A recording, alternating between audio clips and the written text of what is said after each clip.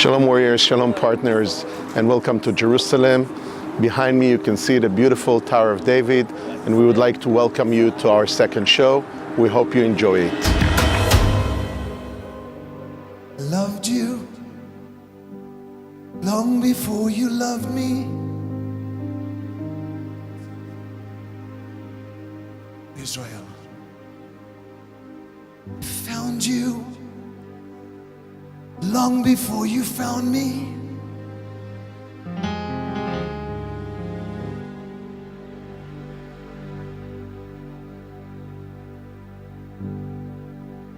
I knew you long before you knew me.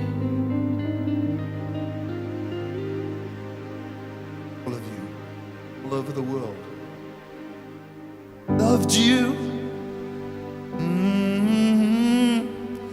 Long, long, long before you loved me.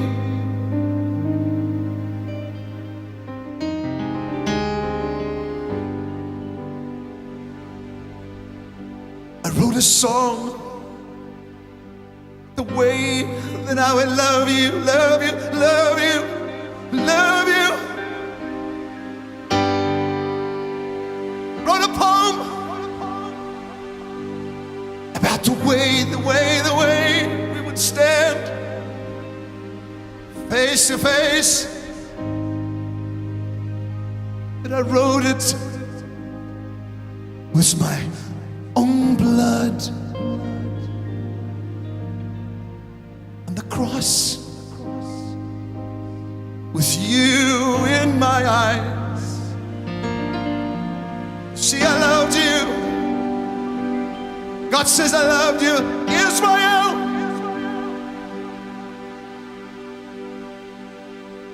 Long before they thought to take your name away from you,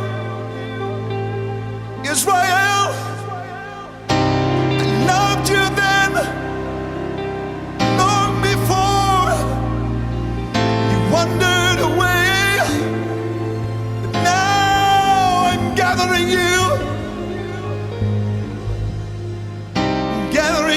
again. Israel, Israel, my love, my life.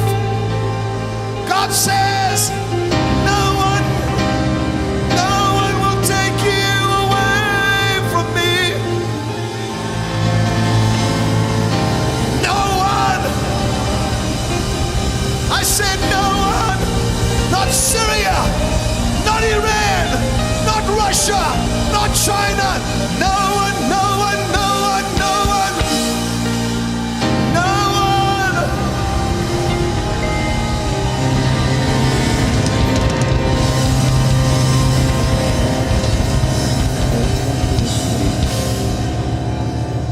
No one, says the Lord, will take you away from me. They'll try. They'll try and they'll try, but they must remember, when I was on the cross, I saw you, I knew you, Israel, Israel.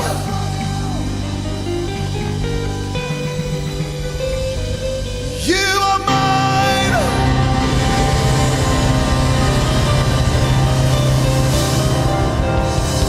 Shout! Israel is forever!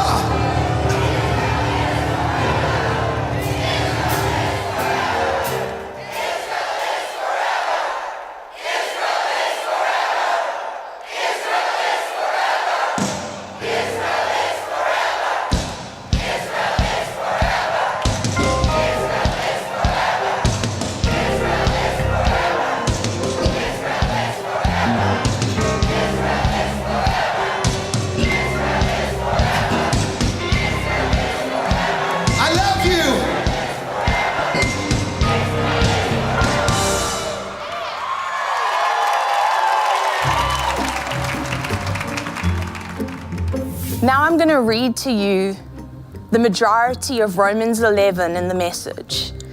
It's written by Paul, as we know, and it's one of the most incredible insights into the heart of God and the way God feels about the nation of Israel as penned in the New Testament. So it's quite a lot of scripture to go through, but just open your heart with me as I read this to you and follow along if you've got it there. But I really believe that this is something that is key to us seeing how God feels now about the nation of Israel. Does this mean then that God is so fed up with Israel that he'll have nothing more to do with them? Hardly. Remember that I, Paul, the one writing these things, am an Israelite, a descendant of Abraham out of the tribe of Benjamin. You can't get much more Semitic than that. So we're not talking about repudiation. God has been too long involved with Israel, has too much invested to simply wash his hands of them. The next question is, are they down for the count? Are they out of this for good? And the answer is a clear-cut no. Ironically, when they walked out, they left the door open and the outsiders walked in. But the next thing you know, the Jews were starting to wonder if perhaps they had walked out on a good thing. Now, if their leaving triggered this worldwide coming of non-Jewish outsiders to God's kingdom, just imagine the effect of their coming back. What a homecoming. But I don't want to go on about them. It's you, the outsiders, that I'm concerned with now, because my personal assignment is focused on the so-called outsiders. I make as much of this as I can when I'm among my Israelite kin, the so-called insiders, hoping they'll realize what they're missing out on and want to get in on what God is doing. If their falling out initiated this worldwide coming together, their recovery is going to set off something even better, mass homecoming. If the first thing the Jews did, even though it was wrong for them, turned out for your good, just think what's going to happen when they get it right. Behind and underneath all this, there is a holy, God-planted, God-tended root. If the primary root of the tree is holy, there's bound to be some holy fruit. Some of the tree's branches were pruned, and you wild olive shoots were grafted in. Yet the fact that you are now fed by that rich and holy root gives you no cause to crow over the pruned branches. Remember, you aren't feeding the root is feeding you. It's certainly possible to say other branches were pruned so that I could be grafted in. Well and good, but they were pruned because they were dead wood, no longer connected by belief and commitment to the root. The only reason you're on the tree is because your graft took when you believed, and because you're connected to that belief-nurturing root. So don't get cocky and stretch your branch. Be humbly mindful of the root that keeps you lithe and green. If God didn't think twice about taking pruning shears to the natural branches, why would he hesitate over you? He wouldn't give it a second thought. Make sure you stay alert to these qualities of gentle kindness and ruthless severity that exist side by side in God. Ruthless with the dead wood, gentle with the grafted shoot. But don't presume on this gentleness. The moment you become dead wood, you're out of there.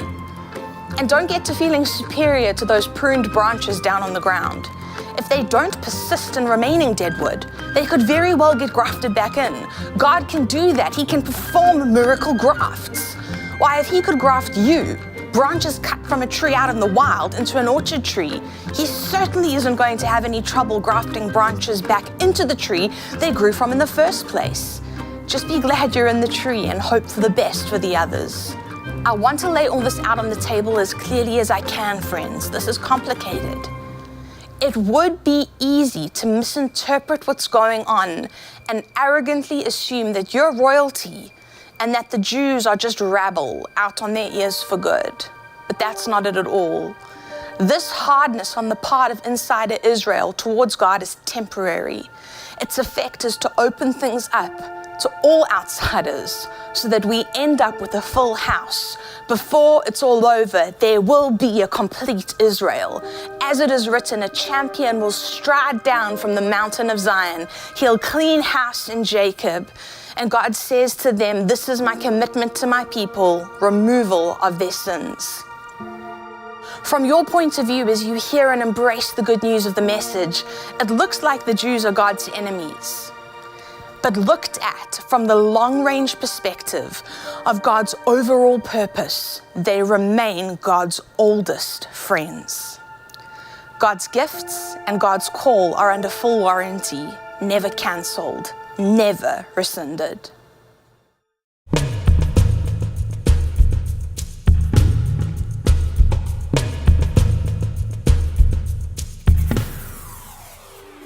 Today I want to speak to you briefly about something that infiltrated the church decades ago, and I believe personally that it's probably the single biggest hindrance to the body of Christ globally, and that is the erroneous belief system, which is replacement theology.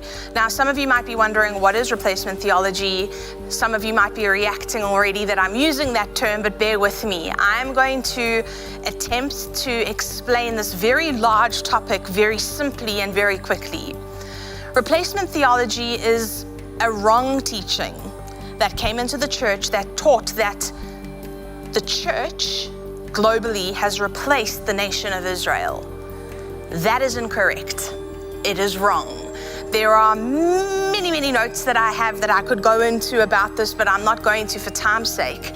But the reason that this entered the church is because, well, partly because people were looking at the Bible and they weren't seeing the results of some of the prophecies that were there. They weren't seeing the full fruition of these prophecies, and so they believed, well, maybe these promises aren't literal promises, maybe they're figurative promises, and so God wasn't actually speaking to the nation of Israel as an everlasting covenant promise. He was speaking to the church, and so Israel doesn't count anymore. The church has replaced Israel, and that, my friends, is incorrect.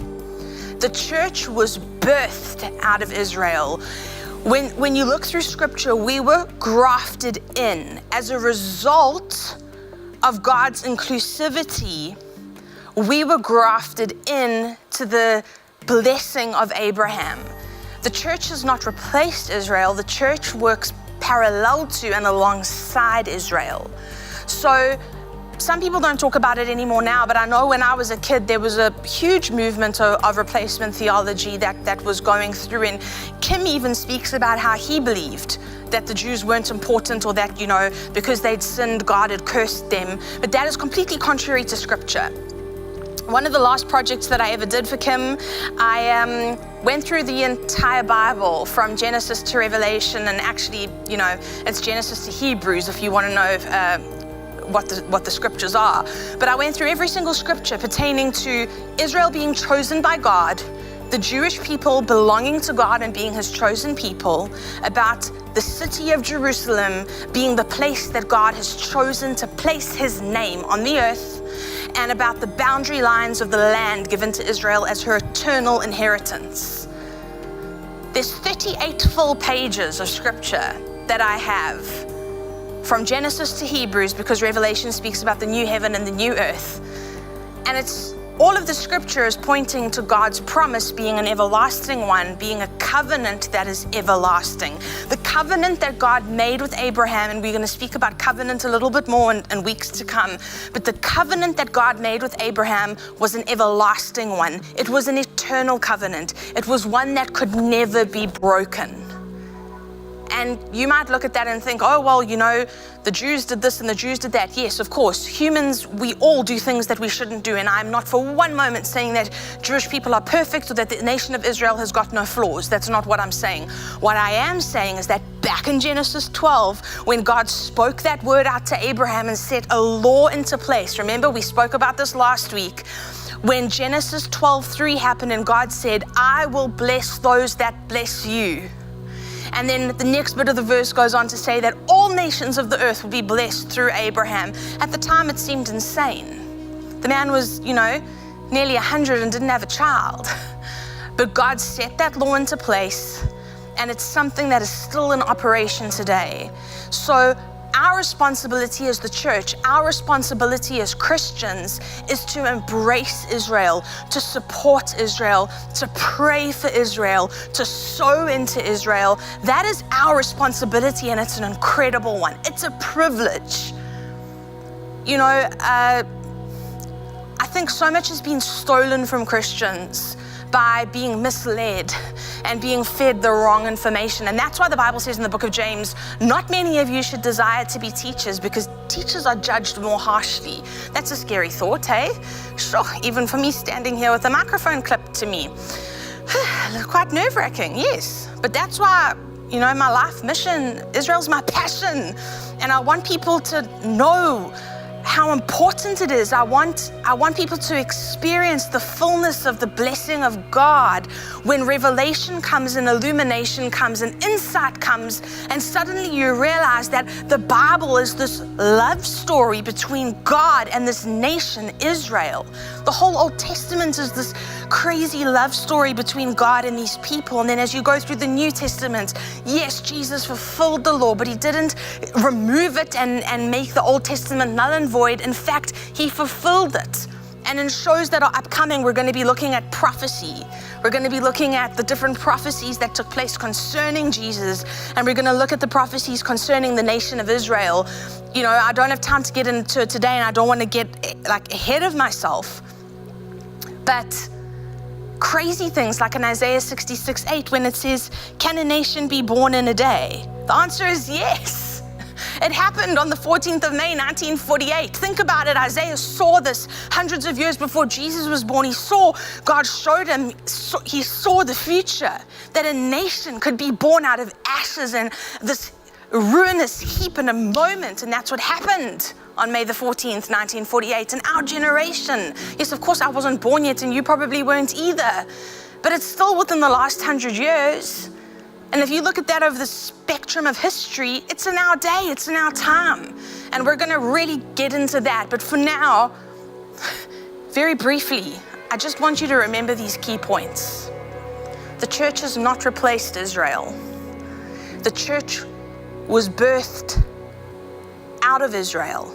We were grafted into Israel. You might say, well, what do you mean the church was birthed out of Israel? Jesus was a Jew. His disciples were Jewish. The first set of Christians were Jewish people. And God used that. That's where our roots are. That's where we come from. And so, although I don't have time to get into it with you in every single minute detail, I just want you to open your heart up to God and say, hey, show me. Maybe we can make those scriptures available for you if you want to sift through 38 pages of scripture pertaining to this. But when you read verse after verse after verse after verse, Jerusalem is the city where I've chosen to place my name. Israel is my beloved nation. The Jews are my beloved people, and God says it over and over and over and over again. And the covenant he made was everlasting. It was based on him, not based on them. The Jews are here to stay. In another show, we're going to speak about the wars of Israel. We're going to speak about the supernatural protection of God over them as a people and how it's actually insane that they even still exist. But for now, I just want to leave you with this. If you have believed that the Jews are irrelevant or that the nation of Israel is irrelevant, please open your heart up to God and say, God, show me the truth. Because the reality is this, we are in the end times. I'm not telling you to go sell up and go live on a mountain waiting for the trumpet call. Don't do that. But we are in the end times. We're living in that dispensation. And Israel is the key player. Israel is the key to all of it. And so as you journey with us through the show and we unpack things and unlock things, I really am praying that your heart would be stirred and that those of you who love Israel would be even more impassioned, and those of you that aren't sure would become impassioned. And so today, just remember, if you hear the word replacement or the words replacement theology, the church has not replaced Israel. The church works with Israel, and all the promises you see in scripture are literal promises that God gave to a literal nation. And I pray that as this revelation comes upon you, you would find increase and blessing in your life. God bless.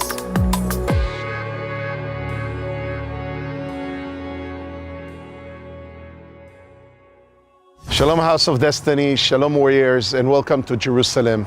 I'm standing here near the Old City, the walls of Jerusalem. This is one of the most inspiring and excellent places in the whole country over here.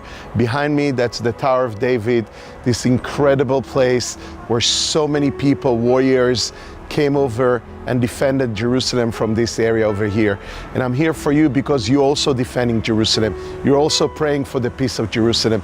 You are also united together with us. It's already so many years since our beloved prophet Kim Clement declared the Abraham Friends Program and the Israel Partnership, and you became part of our lives. You know, so many missions that you supported and sown into. You helped us take care of the injured people in the southern and the northern parts of Israel. You helped sowing into Save a Child's Heart Foundation in the Wolfson Medical Center, where children from all over the world are coming here to Israel to be healed, to be treated, and to undergo unbelievable procedures that saves their lives. You helped us with Shalva, the special needs children, not only providing for them constantly, but also when there was a fire that took place over there and burned the entire building over there. You were the first responders with over $100,000 immediately that you sown into that facility so we can rebuild the building and take care of the situation over there. So many missions that we have done together here in Israel. You are partners, and us together, boots on the ground in the land of Israel. Me, being your correspondent here in Israel, I bring you to all those sites, all these places. I bring you all these testimonies. You see the evidence. You see where the rubber meets the road. You are really part of everything that we're doing here in this incredible country of Israel. All of you together, united with us, you are part of what we're doing here, and you belong here as much as we do. And I would like now to use this beautiful opportunity to ask more and more of you, and even some of you, to try and sow a bigger seed into this program. We want many of you to join our partnership here in Israel, because when we know what's coming in, we know what we can sow into the land of Israel. We know where we can go. When we don't know what is our budget, what do we have in our hands, it's very hard for us to commit ourselves, to take our pledges, but we want the people of Israel to know that we are standing together with them. We want them to know that there is something coming towards them from their Christian friends throughout the world, and they can trust and count on us. This is how important it is for all of us to have you partner with us. We want you to join in, to click the right links and go into this Israel partnership. Do it on a permanent base, because we trust you for that, and you should trust us to bring it to where it's needed. I love you a lot. Dubi from Jerusalem. See you soon. Bye for now. Thank you so much for tuning in and watching our show. We've got so many amazing things that are coming up. We're just going to keep rolling them out and showing you everything that's going on. And so I cannot encourage you enough. Please stay up to date with us.